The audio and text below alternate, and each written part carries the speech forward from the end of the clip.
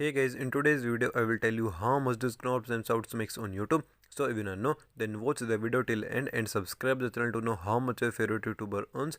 First of all guys, how does YouTubers get paid? They get paid by placing ads on their videos. If they place more ads, they makes more money. Secondly, CPM stands for cost per 1000 views, means how much advertiser pays to run their ads on YouTube. Average CPM is $4 and the earning depends on many factors from where the video is watched, how long the video is watched.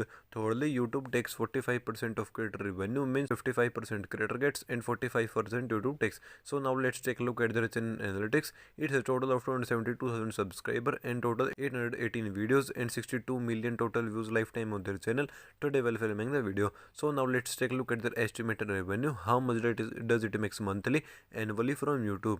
This channel gets over 695,000 views per month. So according to that, if we multiply views with average $4 CPM, then their estimated monthly earning is $2,800, and multiplying monthly earning with 12 shows that they make out $33,000 annually. So I hope you enjoyed the video. Thank you for watching the video.